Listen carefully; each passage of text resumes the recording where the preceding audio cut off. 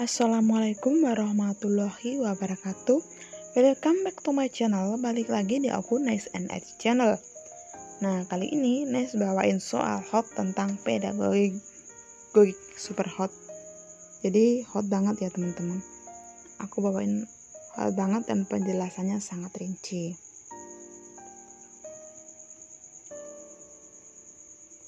Nah, apa kabar kalian semuanya? Semoga sehat selalu, murah rezeki, tambah bahagia tentunya. Amin, amin, ya robbal alamin. Sebelum ke videonya, aku mengajak teman-teman untuk mendukung channel ini bersama-sama dengan tekan subscribe dan tombol loncengnya ya. Tekan tombol like-nya setelah nonton video ini. Oke, kita langsung saja ke videonya.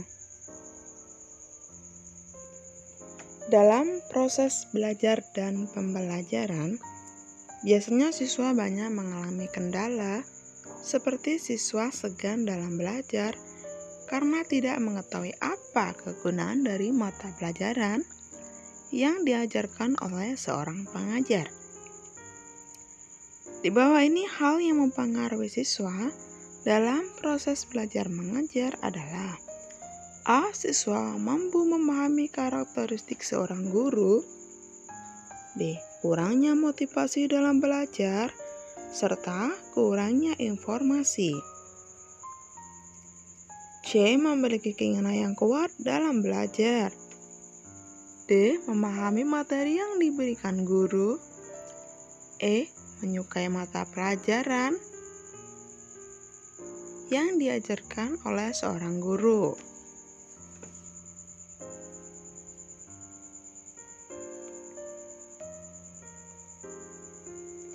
Jawabannya yaitu B. Kurangnya motivasi dalam belajar serta kurangnya informasi. Jadi dalam belajar itu siswa itu harus dapat motivasi baik dari internal maupun eksternal. Internal itu dari dalam diri sendiri, ada keinginan untuk bisa. Sementara kalau eksternal itu dari motivasi dari guru, orang tua, dan lingkungan sekitar. Tentunya seperti itu. Oke, nomor 2. Motivasi dalam belajar adalah kunci keberhasilan seorang siswa dalam memahami mata pelajaran yang diberikan oleh guru. Motivasi tersebut dapat digolongkan menjadi 3, yaitu motivasi rendah, sedang, dan tinggi. Bagaimana agar motivasi belajar siswa menjadi tinggi? A. Memberi tugas terus-menerus. B. Memberikan pelajaran yang berlebihan. C. Memberikan kesempatan kepada siswa untuk mengekspresikan dirinya dalam belajar. D. Memberikan kenyamanan dalam proses pembelajaran. E. Melakukan perubahan kondisi ekstern pada siswa.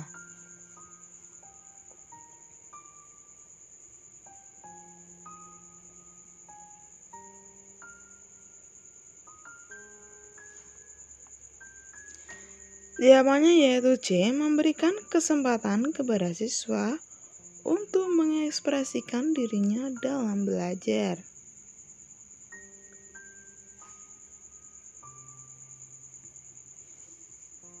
Tiga, seorang siswa dapat belajar dengan baik karena didorong oleh sektor kekuatan dalam dirinya, yaitu berupa mental yang kuat. Kekuatan mental itu dapat berupa keinginan, perhatian, kemauan atau cita-cita. Hal-hal tersebut dapat menciptakan sesuatu yang dapat mengubah cara belajar seorang siswa. A. Keinginan. B. Motivasi dalam bermain. C. Kemauan dalam berorganisasi. D. Dapat memberikan motivasi dalam belajar. E. Memberikan perhatian pada siswa.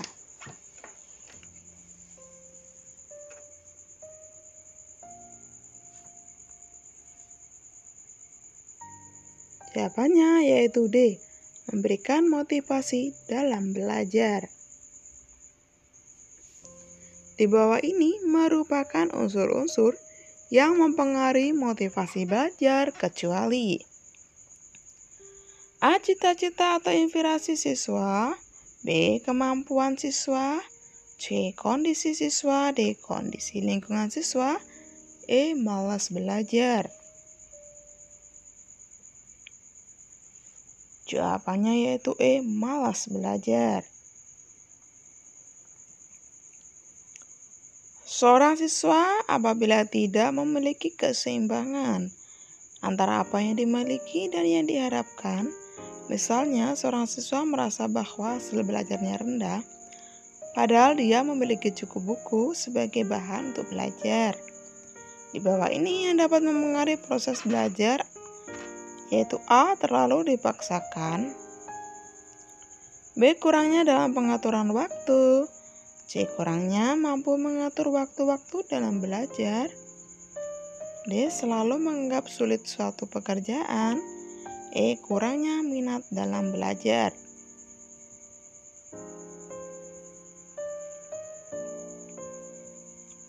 Yaitu jawabannya C. Kurang mampu mengatur waktu dalam belajar. Nah, kita pahami ya teman-teman. Mohon maaf, suara saya memang seperti ini ya teman-teman. Serak-serak basah. Jadi serak gitu lah. Tapi nggak batuk gitu ya. Seorang siswa apabila tidak memiliki keseimbangan. Jadi ada yang pernah bilang, kok suaranya kayak nggak semangat gitu. Ya enggak ya, ini memang asli, ini suaranya asli seperti ini. Jadi ya gimana? Seorang siswa apabila tidak memiliki keseimbangan. Jadi kata kuncinya di sini. Tidak memiliki keseimbangan antara apa yang dimiliki dan yang diharapkan mesti. Misalnya, seorang siswa merasa bahwa hasil belajarnya rendah, padahal dia memiliki cukup buku sebagai bahan untuk belajar. Nah, dia punya bahan untuk belajar, tapi hasil bacanya rendah. Berarti dia kurang bisa memanajemen waktu ya. Oke, kita pelan-pelan belajarnya ya. Berikut ini beberapa pernyataan. Menyelenggarakan tertib belajar di sekolah. Membina disiplin belajar dalam setiap kesempatan. Membina belajar tertib pergaulan. Mengatur waktu belajar. 5. Menjaga kebersihan kelas. Dari kelima poin tersebut, manakah upaya pembelajaran di sekolah? Oke, kita langsung aja ke kuncinya ya teman-teman. Jawabannya yaitu, yang mana tadi ya?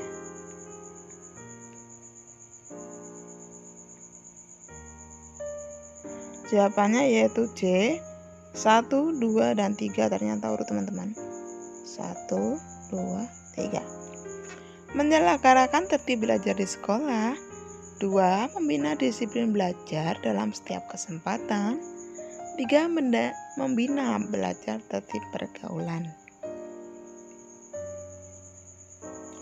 Nomor 7. Segi kejiwaan. Kita belajarnya pelan-pelan.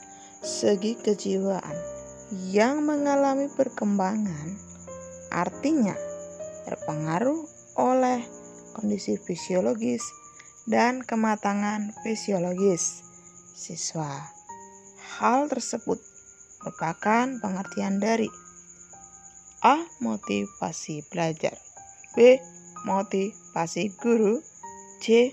motivasi siswa, D. motivasi orang tua, E. motivasi orang lain. Jawabannya yaitu motivasi belajar. Teman-teman, mohon maaf ya, kalau untuk bahan materi yang saya bawakan pada video ini memang kategori materi yang sulit ya. Jadi nanti kalian bisa play lagi. Tapi syukur-syukur kalau kalian langsung bisa paham. Nomor 8, ini kayak kasus gitu ya, kasus. Terus kita gimana gitu kan. Seorang pendidik profesional, ia bergaul setiap hari dengan puluhan atau ratusan siswa. Itu pasti ya. Meskipun gak profesional, pasti ia bergaul dengan lebih dari puluhan siswa. Siapakah yang dimaksud dari penjelasan tersebut? A. Guru, B. Siswa, C. Orang tua, D. Teman kita, E. paman kita. Seorang pendidik profesional, ia bergaul dengan puluhan atau ratusan siswa setiap harinya. Siapakah dia? Gitu kan. Dia pasti guru. Itu jawabannya. Sekarang nomor 9.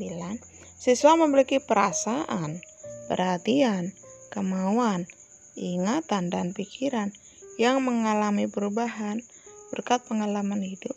Hal tersebut merupakan pengertian dari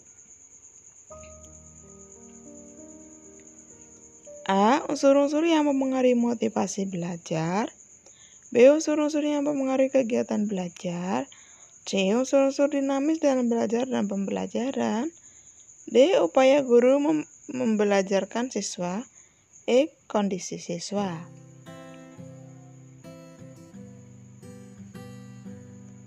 Siswa memiliki perasaan, perhatian, kemauan, ingatan, dan pikiran yang mengalami perubahan berkat pengalaman hidup. Setiap orang pasti punya pengalaman hidup, baik pahit maupun manis.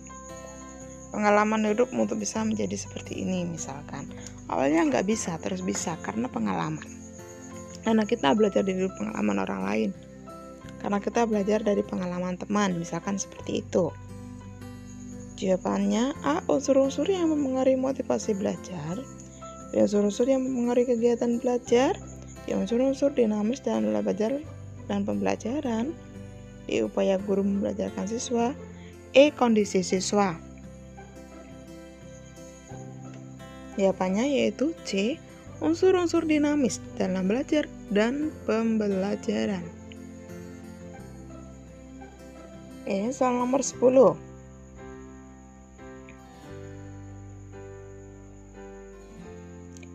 Motivasi belajar dapat kita tingkatkan ya Tuhan. Ini kebenaran dari ini aja susah. Motivasi belajar dapat kita tingkatkan antara lain dengan meningkatkan cara belajar, berpikir, dan taraf pemahaman. Jadi mungkin kita caranya belajar gimana, pola pikir kita gimana, kemudian taraf pemahaman kita gimana, cepat atau lambat gitu misalkan. Kita langsung bisa nyerna apa enggak gitu. Hal ini sangat penting agar kita dapat meningkatkan motivasi belajar. Maka kita perlu A. Pentingnya kekuatan diri, B. Pentingnya motivasi dalam belajar, C. Selalu evaluasi dalam belajar, D. Selalu memelihara pentingnya motivasi dalam belajar, E. Lingkungan luar yang kurang baik.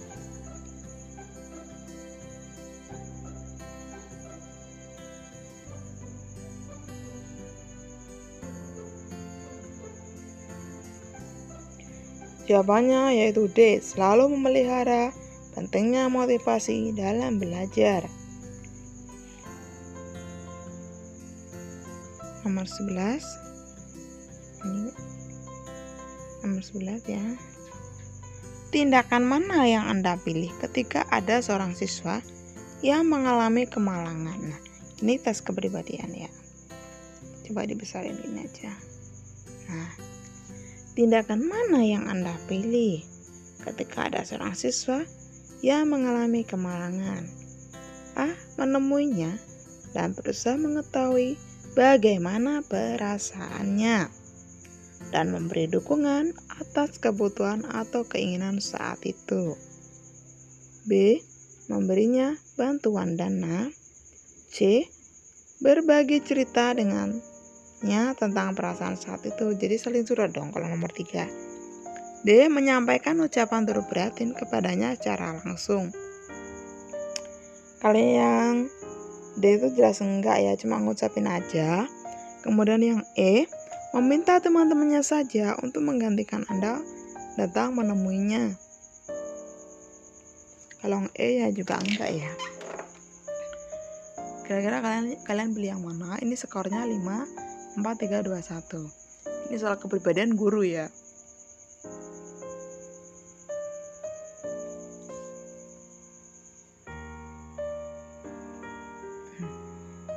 Jika Anda memilih A, bobotnya 5. Jika Anda pilih B, bobotnya 2. Jika Anda pilih C, bobotnya 4.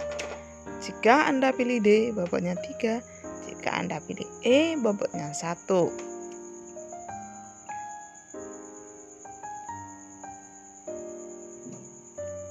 Ini bobotnya 1. Ini C tadi bobotnya 4 ya. A5. Yang benar yaitu menemuinya, jadi kayak memberi solusi gitu loh, dan berusaha mengetahui perasaannya, serta memberi dukungan atas kebutuhan yang ia inginkan saat itu.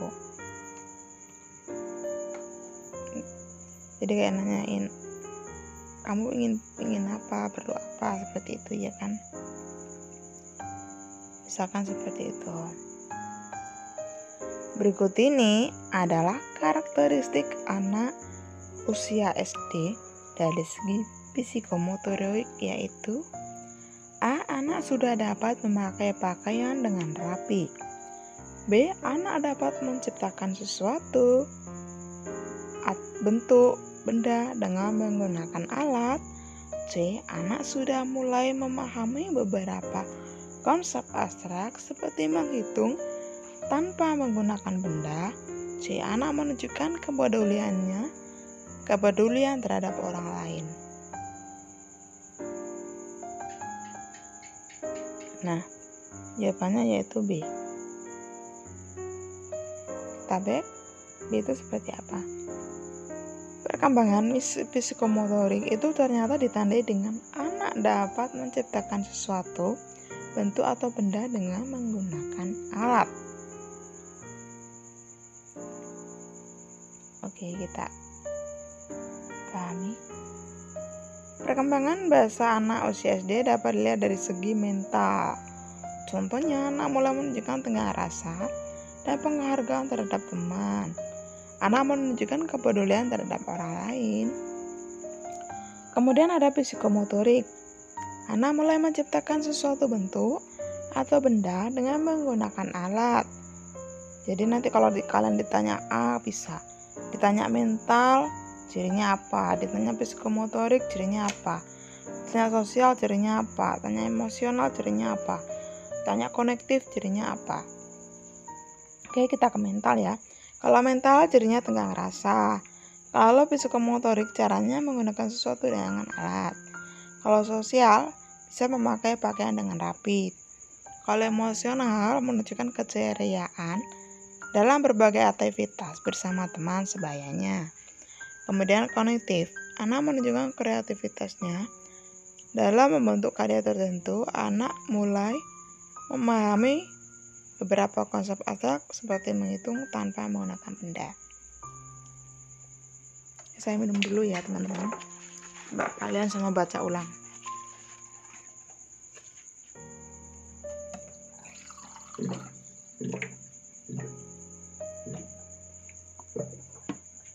Alhamdulillah. Nah, udah paham ya teman-teman ya. Nanti dipelajari lagi. Ini memang kategori soalnya yang sulit. Faktor kendala yang mempengaruhi keterampilan bahasa anak sebagai berikut. Kecuali A, jenis kelamin. B, keluarga. C, keinginan dan dorongan komunikasi. D, kebiasaan. Nah, pembahasannya ternyata banyak.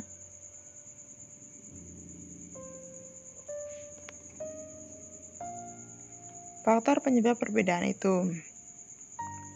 Yang pertama yaitu kesehatan anak. Yang kedua yaitu kecerdasan. Yang ketiga jenis kelamin. Yang keempat keluarga. Yang kelima keinginan dan dorongan komunikasi.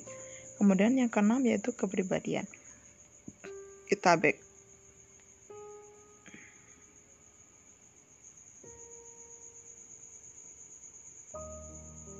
Ternyata ini nggak mempengaruhi ya. Yang D ini nggak mempengaruhi. Kecuali. Oh ini pertanyaannya kecuali ya. Jenis kelamin nggak berpengaruh. Keluarga juga nggak berpengaruh. Keinginan dan dorongan komunikasi. Kebiasaan. Coba kita cek, kita back lagi aja ya. Tadi kesehatan, kecerdasan, kelamin. Jadi gini maksudnya, yang jenis kelamin tuh berpengaruh ya ternyata. Gini, intinya anak laki-laki dan anak perempuan tuh berbeda. Keluarganya gimana? Keluarganya suka banyak ngomong apa enggak?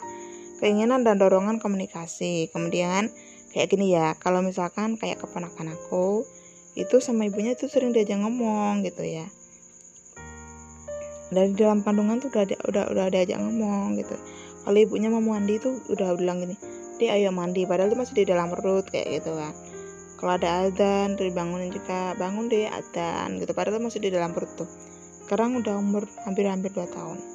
Tanahnya lincah banget itu. Ternyata yang A, B, C itu berpengaruh ya teman-teman. Yang kebiasaan itu ternyata nggak berpengaruh. Oke, kita bahas satu persatu pelan-pelan. Kesehatan anak. Anak yang sehat lebih cepat belajar berbicara dibandingkan dengan anak yang kurang sehat. Sebab perkembangan aspek-aspek motorik dan aspek mental berbicaranya lebih baik sehingga lebih siap untuk belajar berbicara. Kemudian, kecerdasan. Anak yang memiliki kecerdasan tinggi akan belajar berbicara lebih baik dan memiliki penguasaan bahasa erat kaitannya dengan kemampuan berpikir. Kemudian ada jenis kelamin. Anak perempuan lebih dalam belajar bahasa daripada anak laki-laki. Kalau anak perempuan ngomongnya cepat, kalau anak laki-laki enggak. Baik dalam pengucapan, kosakata maupun keseringan berbahasa. Keluarga. Semakin banyak jumlah anggota keluarga akan semakin sering mendengar dan berbicara. Demikian pula anak pertama lebih baik perkembangan pembicaraannya karena orang tua lebih banyak memiliki waktu untuk berbicara dan berbahasa. Kemudian karena anak pertama kan terlahir duluan dan pada waktu itu baru ada dia aja ya kan. Maksudnya kayak gitu. Kalau ada anak kedua kan udah perhatiannya udah terbagi, mau nggak mau ya perhatiannya terbagi ya kan. Tapi ya sama aja. Kalau anak kedua itu kan yang ngajak ngobrol anak pertama sama ibu gitu. Kalau anak pertama yang ngobrol kan anak sama ibu ya kalau bapak kerja. Tuh kan kalau bapak itu kan di rumahnya itu kan ya jarang kayak. Kemudian keinginan dan dorongan komunikasi.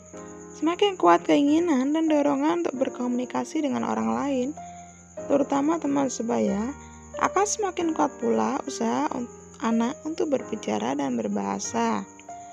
Kemudian ada kepribadian. Anak yang dapat menyesuaikan diri dengan baik dan memiliki kepribadian yang baik cenderung memiliki kemampuan berbicara dan berbahasa lebih baik daripada anak yang mengalami masalah atau penyesuaian.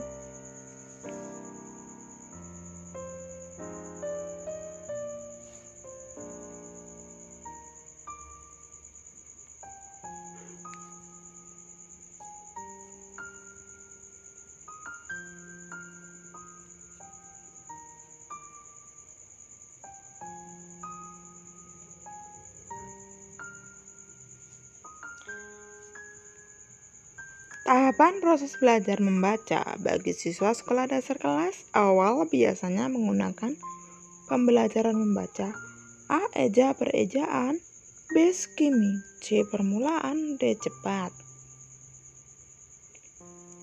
Jawabannya yaitu C. Permulaan. Sesuai dengan kurikulum, maka pada kelas rendah, kelas 1 dan 2 menggunakan pembelajaran membaca permulaan. di mana tingkatan proses pembelajaran membaca ini menguasai sistem tulisan sebagai representasi visual bahasa.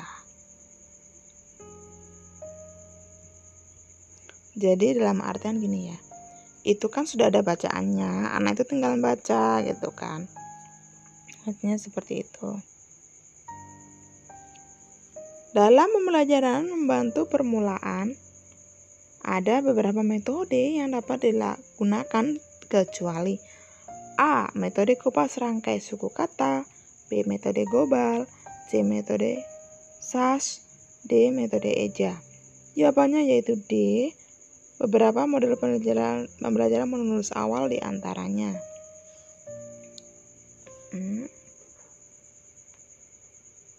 Nah, kita pahami satu persatu.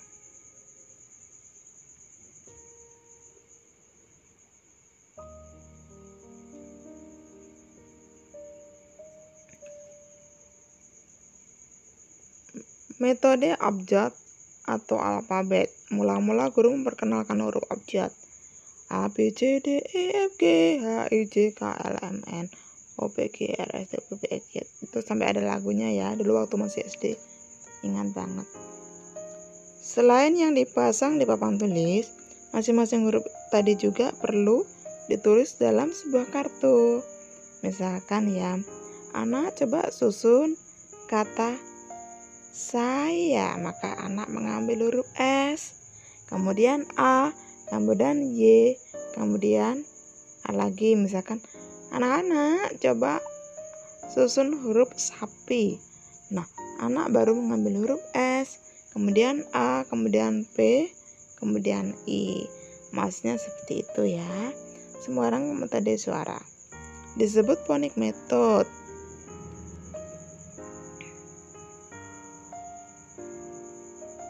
Metode ini merupakan penyempurnaan metode alfabet. Pada metode ini bukan abjadnya yang diajarkan, melainkan bunyi-bunyi bahasa sebagai pengganti huruf. Ucapan tersebut tidak berdasarkan atas bunyi abjadnya, melainkan ucapan hurufnya.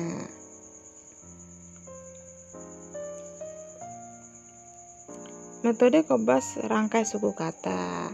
Ini mudah, metode cerita, kemudian ada metode global. Coba kita ke metode global. Teori Gestalt adalah suatu kesatuan lebih bermakna dari bagian-bagian. Metode global dimulai dengan mengenalkan kalimat utuh kepada siswa. Contohnya, ibu makan nasi, disertai gambar. Anak membaca tulisan tersebut, baru guru menjelaskan huruf-huruf yang dirangkai membentuk suku kata, dan kalimat. Kemudian ada metode SAS. SAS itu artinya apa sih? Struktural Analisis Sintesa. Metode SAS dilaksanakan dengan menggunakan kartu kalimat dan papan flanel. Mula-mula guru menunjukkan gambar kepada siswa. Jika benda asli bisa dihadirkan, tentunya lebih baik jika benda asli ditunjukkan terlebih dahulu. Dalam soal di atas ada metode eja. Metode eja adalah metode dalam menulis, bukan dalam membaca.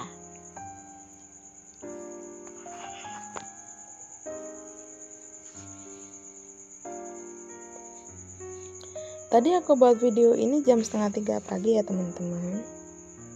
Jadi bangun tidur, kemudian aku buat video. Ya kalau nunggu longgarnya soalnya nggak longgar gitu ya, sibuk terus.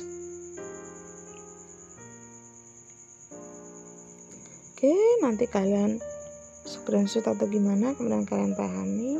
Kalau udah paham ya alhamdulillah gitu kan. Oke, ke nomor 16 sudah ada jawabannya ternyata, kita paham ya. Pelan-pelan. Mula-mula diberikan kalimat secara keseluruhan. Kalimat itu diuraikan atas kata-kata yang mendukungnya. Dari kata-kata itu kita ceraikan atas suku-suku katanya. Dan akhirnya atas huruf-hurufnya. Kemudian huruf-huruf itu kita sintesiskan kembali menjadi suku kata. Suku kata menjadi kata dan kata menjadi kalimat. Berdasarkan studi kasus, metode pembaca permulaan yang tepat digunakan adalah A. Metode alfabet, B. Metode suku kata, C. Metode SAS, D. Metode global. Metode apa ya teman-teman?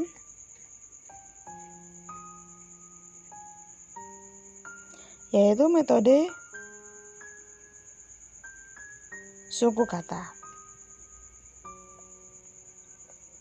Oke, nomor berikutnya nggak ada nomornya ini. Pendekatan menekankan keterpaduan 4 aspek keterampilan berbahasa. Keterampilan berbahasa itu apa aja teman-teman? Pertama, kita menyimak, kemudian kita berbicara, membaca, dan terakhir menulis. Dalam pembelajaran, salah satu pendekatan yang disarankan dalam pembelajaran menulis dalam melaporkan suatu pengamatan yang disebut dengan A. Pendekatan komunikatif, B. Pendekatan integratif, C. Pendekatan keterampilan proses, D. Pendekatan tematis. Yaitu pendekatan komunikatif tampak pada butir pembelajaran, misalnya mendeskripsikan suatu benda, menulis surat, dan membuat iklan. Kemudian ada pendekatan integratif, tampak pada butir pembelajaran, misalnya menceritakan pengalaman yang menarik, menuliskan suatu cerita sederhana, membaca, kemudian membuat ikhtisar, dan meringkas cerita yang didengar. Kemudian ada pendekatan keterampilan proses, tampak pada butir pembelajaran, misalnya melaporkan hasil kunjungan, menyusun laporan pengamatan, membuat iklan, dan menyusun kalimat acak menjadi paragraf yang padu. Kemudian ada pendekatan tematis, tampak pada butir pembelajaran, misalnya menulis pengalaman dalam bentuk puisi dan menyusun naskah sambutan.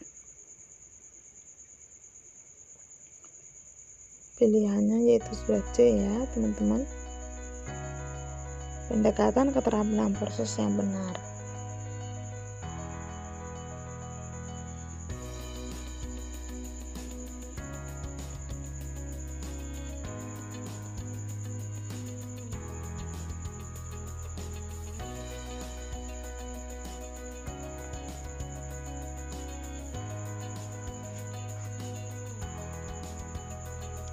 Teknik menulis cerita terdiri atas hal sebagai berikut, kecuali A. Menjawab pertanyaan, B. Membuat kalimat, C. Substitusi, D. Persuasi. Kecuali berarti yang bukan. Nah, teknik menulis cerita terdiri atas hal sebagai berikut, kecuali D. Persuasi itu membujuk. Teknik menyusun cerita yang dilakukan dengan A. Menjawab pertanyaan, kemudian ada melengkapi kalimat, kemudian ada memperbaiki susunan kalimat, memperluas kalimat, substitusi, transformasi, dan membuat kalimat. Ini ya, membuat pertanyaan, melengkapi kalimat, memperbaiki susunan kalimat, memperluas kalimat, substitusi, transformasi, dan G yaitu membuat kalimat.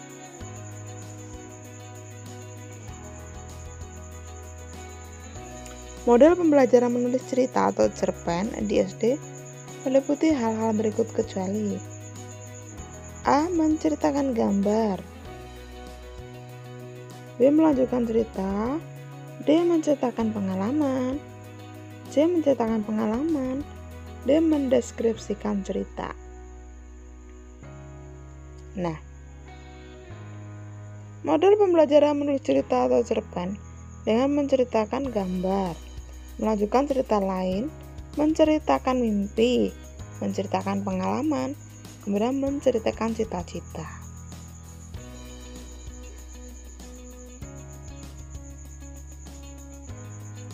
Kecuali itu berarti yang salah ya, yang bukan.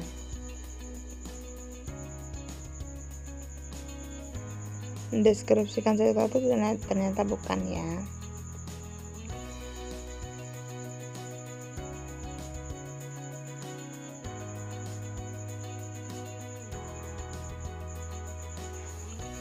Metode dengan memulai pengajaran membaca dan menulis permulaan dengan membaca kalimat secara utuh yang ada di bawah gambar. Menguraikan dengan kata-kata, menguraikan kata-kata menjadi suku kata disebut dengan metode A. Metode eja, B. Metode kata lembaga, C. Metode global, D. Metode SAS.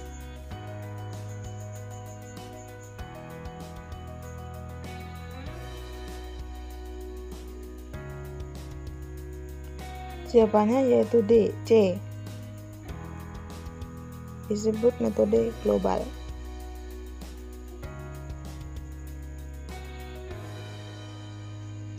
Di sini ada perbedaannya ya. Metode eja yang gimana, metode kata lembaga yang gimana, metode global yang gimana, serta metode SAS itu sendiri seperti apa.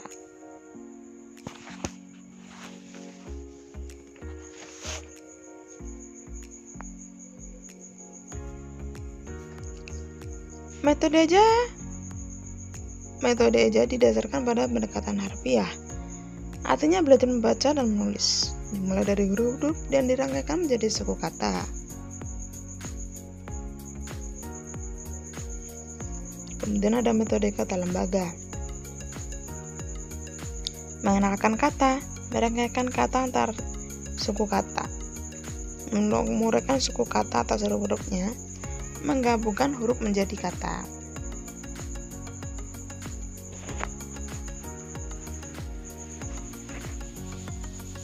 Metode global mulai pengajaran membaca dan menulis, permulaan dengan membaca kalimat secara utuh yang ada di bawah gambar ya. Untuk metode SAS yaitu suatu pembelajaran melalui permulaan yang didasarkan atas pendekatan cerita, yakni memulai mengajar menulis dengan menampilkan cerita yang diambil dari dialog siswa dan guru atau siswa dengan siswa. Dan ini pelaksanaan pembelajaran metode SAS, yakni keterampilan menulis kartu huruf, kartu suku kata, kartu kata, dan kartu kalimat.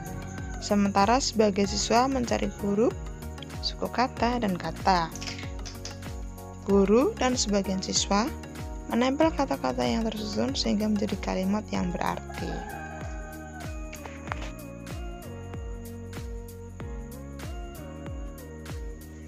Oke, nomor 20. Suatu pembelajaran menulis permulaan yang didasarkan pada Suatu pembelajaran menulis permulaan yang didasarkan atas pendekatan cerita, yakni cara memulai mengajar menulis dengan menampilkan cerita yang diambil dari dialog siswa dan guru atau siswa dengan siswa yang disebut dengan metode. Diambil dari dialog cerita ya teman. Kata kunci dari soal ini yaitu ini. Mulai dari sini.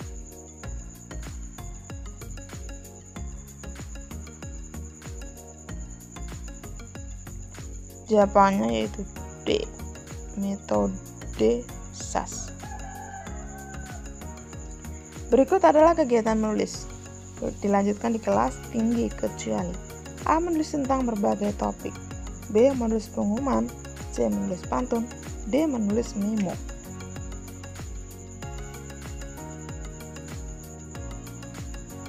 Kelas tinggi. Jawabannya yaitu A. Menulis tentang berbagai topik.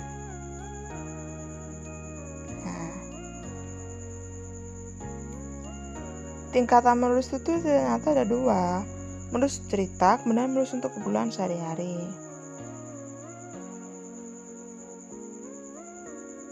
Menulis cerita, teknik menyusun kalimat, misalkan menjawab pertanyaan, memperbaiki susunan kalimat, memperbanyak kalimat, substitusi, transformasi, dan membuat kalimat. Kemudian ada juga untuk B-nya yaitu, jadi gini, menulis cerita itu ada A, B, C, ada A sama B ya. Kemudian tadi memperkenalkan cerita. Kemudian kalau kita menulis untuk keperluan sehari-hari, ada menulis surat, menulis pengumuman, mengisi formulir, menulis membuat iklan, kemudian ada menyusun daftar riwayat hidup.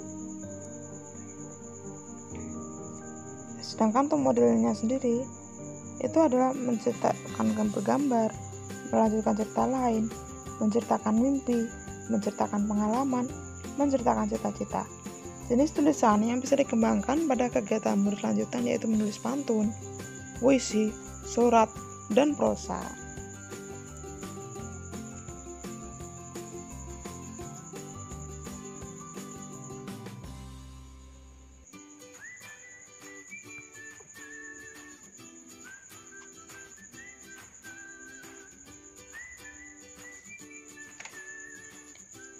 Model menulis cerita atau cerpen di kelas tinggi yaitu kecuali A. Menceritakan mimpi, B. Menceritakan pengalaman, C. Menceritakan cita-cita, D. Menceritakan kata.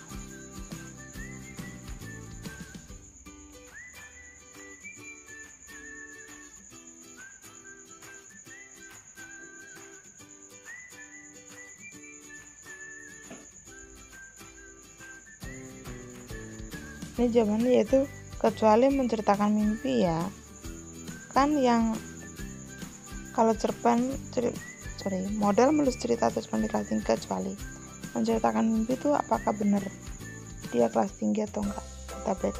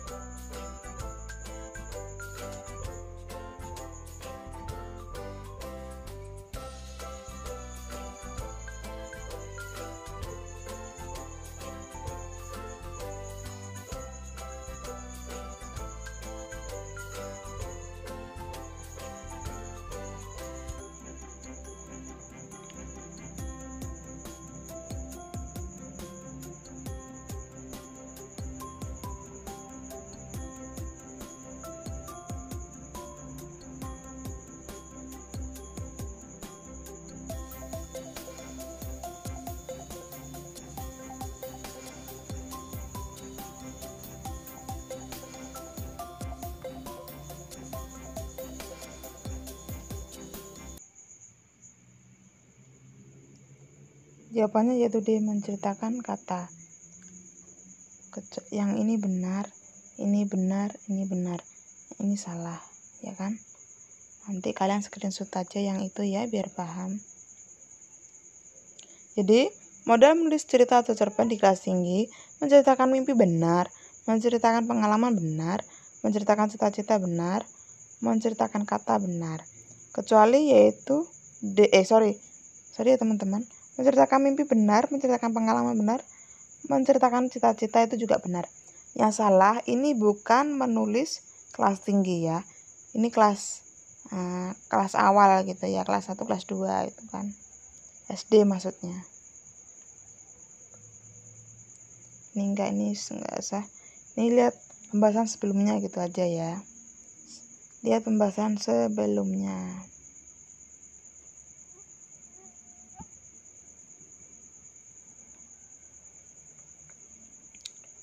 Perencanaan pengajaran meliputi hal-hal berikut kecuali lagi, ini banyak kecualinya dari tadi. Tujuan apa yang hendak dicapai?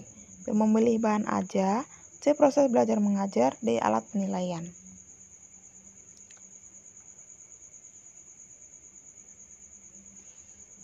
Kecuali C. Tujuan apa yang hendak dicapai benar. Memiliki bahan ajar benar. Memilih bahan aja benar. Memilih bahan ajar ini ya. Kemudian alat penilaian juga benar. Itu kan memilih bahan ajar. Perencanaan yang baik harus meliputi, ingat, ini harus dihafal ini. Harus kalian ingat. Tujuan yang hendak dicapai, memilih bahan ajar, memilih metode pembelajaran, alat penilaiannya apa gitu kan.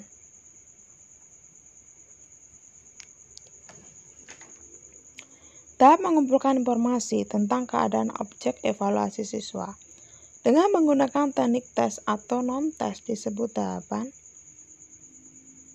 A. Tahapan tindak lanjut, B. Tahapan persiapan, C. Tahapan pelaksanaan, D. tahap pengolah hasil.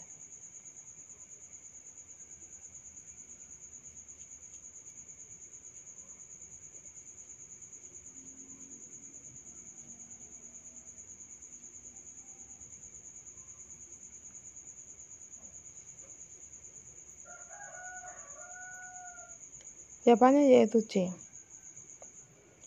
Tahap mengumpulkan informasi baik tes non-tes itu ada 4 tahapan.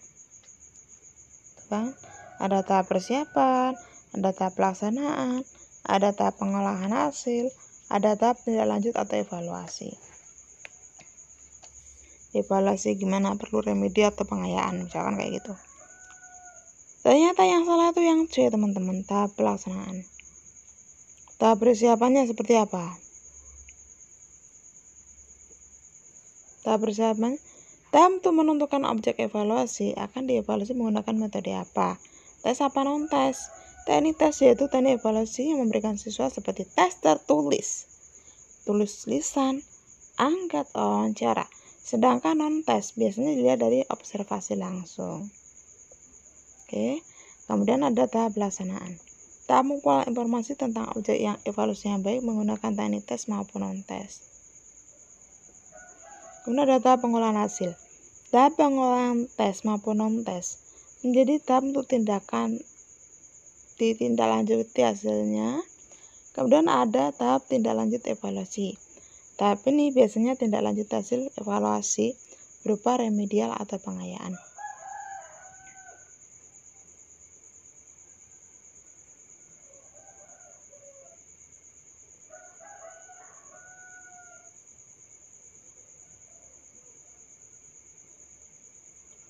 Tahap mengumpulkan informasi. Tahap mengumpulkan informasi tentang keadaan objek evaluasi siswa dengan menggunakan tes non-tes disebut tahapan apa? Ini maksudnya dari ini itu namanya, nama tahapannya apa? Nama tahapannya yaitu tahap pelaksanaan, yaitu pembahasannya seperti ini ya teman-teman. Ternyata iya.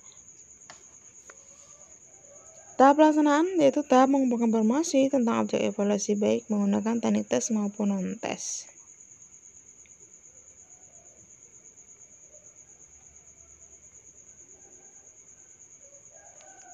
Membaca yang mengutamakan isi bacaan sebagai ungkapan pikiran, perasaan, dan kehendak penulis. Bila hanya ingin mengetahui isinya, membaca cerdas bersifat lugas. Akan tetapi, bila maksudnya untuk memahami dan memiliki isi bacaan, maka tergolong ke dalam membaca jenis A. Membaca cerdas atau membaca dalam hati, B. Membaca bahasa, C. Membaca tenis, D. Membaca bebas.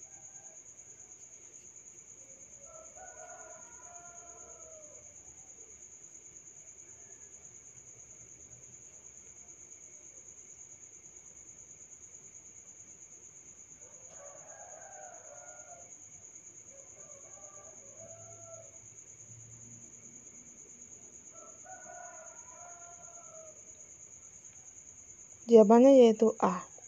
Membaca cerdas atau membaca dalam hati. Membaca mengutamakan isi bacaan sebagai ungkapan pikiran, perasaan, dan kehendak penulis. Jadi gimana ya? Dalam cerita itu penulis gimana? Sedih atau senang? Atau dia sekedar ingin berbagi pengalaman agar orang lain tidak mengalaminya, atau agar orang lain mencontoh dirinya, misalkan seperti itu ya. Nah, jenis-jenis membaca ada membaca bahasa. Membaca yang mengutamakan bahasa bacaan. Membaca bahasa mementingkan segi bahasa bacaan. Hal-hal yang perlu diperhatikan dalam membaca bahasa adalah kesesuaian pikir dengan bahasa, perbendaharaan bahasa yang meliputi kosakata, struktur kalimat, dan ejaan. Kemudian aja membaca cerdas. Membaca dalam hati, membaca cerdas adalah membaca yang mengutamakan isi bacaan sebagai ungkapan pikiran, perasaan, kehendak penulis. Kemudian ada teknik membaca teknis. Membaca yang mengarahkan membaca secara wajar, seperti ucapan, tekanan, dan intonasinya. Kemudian ada membaca emosional. Membaca sebagai sarana untuk memasuki perasaan seperti keindahan isi atau keindahan bahasanya. Kemudian membaca bebas. Membaca suatu atas kehendak sendiri tanpa adanya unsur paksaan dari luar. Tanpa ada unsur dari guru, teman, dan pihak-pihak lain. Jawabannya tadi A ya teman-teman, membaca cerdas. Yang mana membaca itu untuk mengetahui ungkapan, pikiran, dan kehendak penulis. Jadi kayak apa sih yang disampaikan penulis itu, kayak gitu ya intinya ya. Dia ingin mengetahui isinya seperti apa.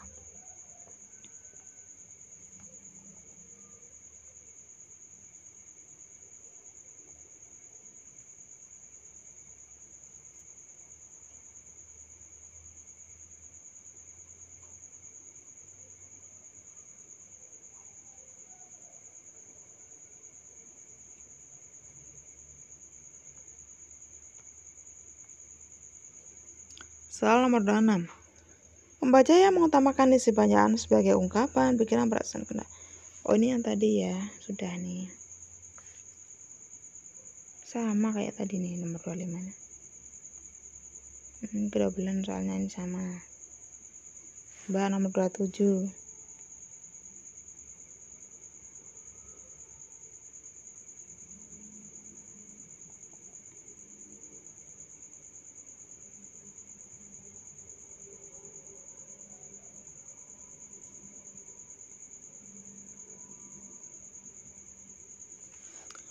Membaca jenis ini biasanya dilakukan seseorang membaca demi kesenangan.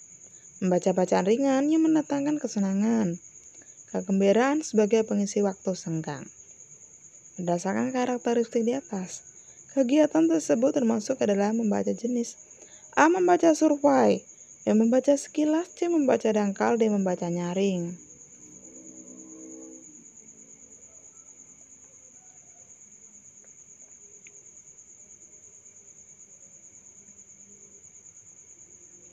Jawabannya yaitu C. Membaca dangkal. Karena dia cuma untuk ngisi waktu senggang aja. Ya, misalkan baca komik atau baca apa gitu ya. Baca cerpen misalkan kayak gitu. Atau dia sedang membaca tulisan bergambar misalkan kayak gitu.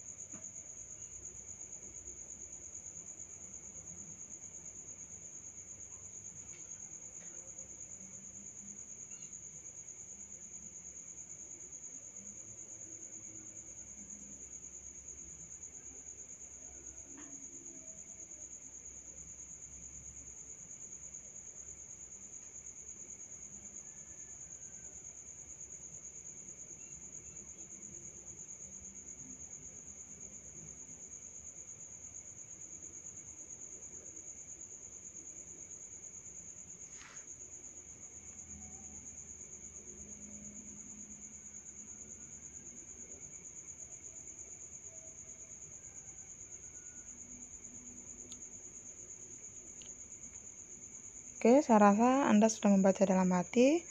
Saya akan membacakan sekilas-sekilas saja ya. Membaca nyaring yaitu membaca yang menyuarakan tulisan yang dibaca dengan ucapan atau intonasi yang tepat, agar pendengar dan pembaca dapat menangkap informasi yang disampaikan oleh penulis, baik berupa pikiran, perasaan, sikap, ataupun pengalaman penulis. Jadi kayak aku membaca nyaring ya. Di sini ada kata kunci nyaring. Otomatis aku membaca yang bisa didengar oleh orang lain. Misalkan disuruh guru, seorang murid disuruh guru, coba bacakan agar semua teman di kelasnya bisa mendengar. Nah, seperti itu. Dulu waktu masih SD sering ya disuruh di depan kelas membaca, itu dulu waktu masih SD sering ya, waktu masih sekolah dulu sering.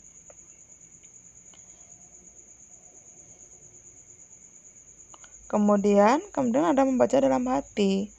Nah, kalau membaca dalam hati sudah pasti dong untuk diri sendiri.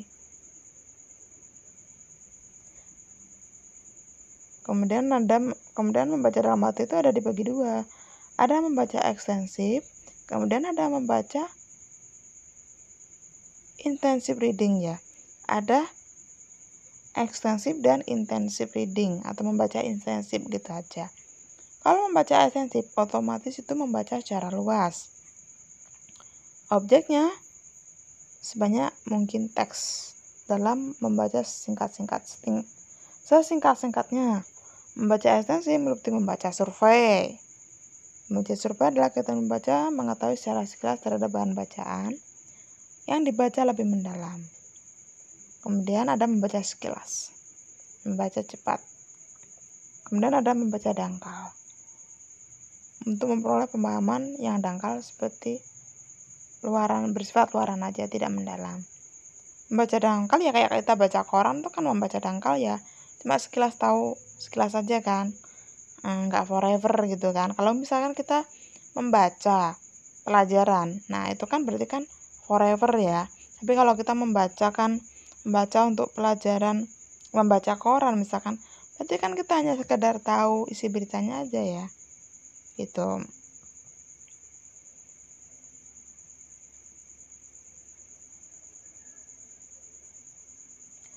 Membaca dangkal tuh hanya berisi ngisi waktu senggang aja gitu kan.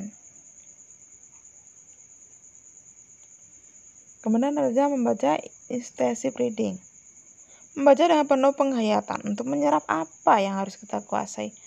Nah ini namanya belajar pelajaran sekolah nih, belajar biologi, belajar bahasa Indonesia, ya Tuhan, belajar PPKN misalkan gitu ya, dan sejenisnya.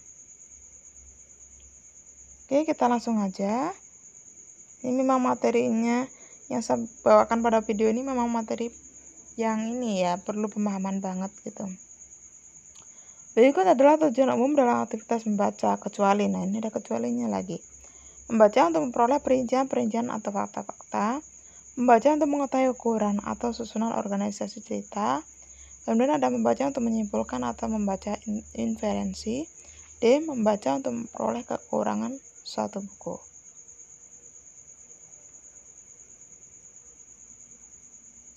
Tujuan umum untuk membaca itu apa sih? Kecuali. Nah, kecuali yaitu D. Membaca untuk memperoleh perincian atau fakta benar.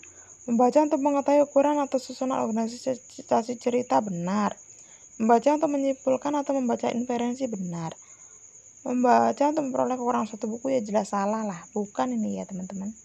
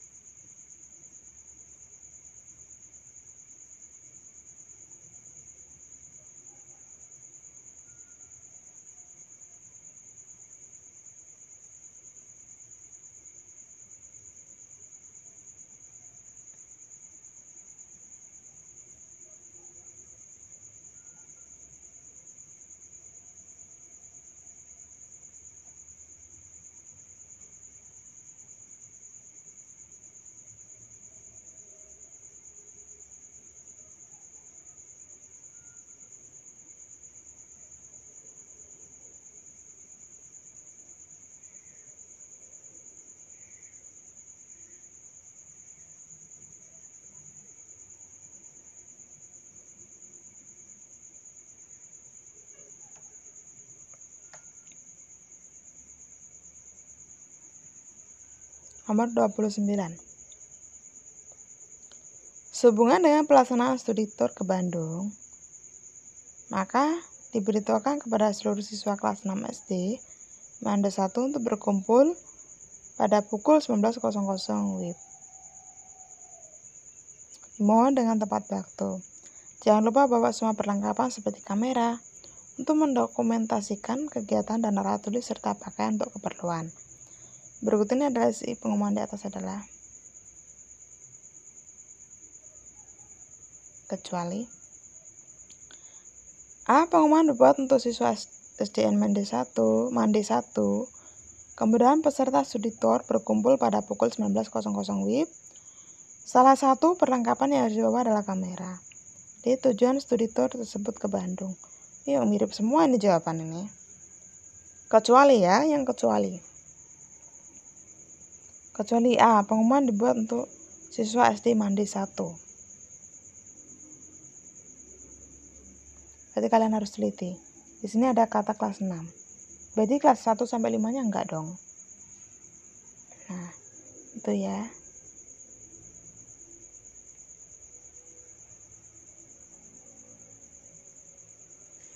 Oke, sampai di sini dari Nice and Adi Channel. Semoga apa yang saya sampaikan ini bermanfaat ya. Buat kalian yang berjuang ke SKB, semoga Tuhan memberikan kelancaran kepada kalian. Semoga Tuhan memberikan kesuksesan untuk kalian. Tanamkan dalam diri kalian ya. Kalian berdoa itu pasti, usaha itu pasti. Dan saya yakin Tuhan mengerti apa yang kalian lakukan. Oke, terima kasih udah nonton. Terima kasih untuk yang selalu stay di channel aku. Jangan lupa dukungannya untuk tekan like, subscribe, komen, dan share sebanyak-banyaknya. Buat yang share, semoga mendapatkan berkah dari berbagi. Semoga mendapatkan kemudahan dalam menjalani hidup, dalam menghadapi ujian nanti ya. Sekian, wassalamualaikum warahmatullahi wabarakatuh. Thanks so much for watching. Bye bye, see you.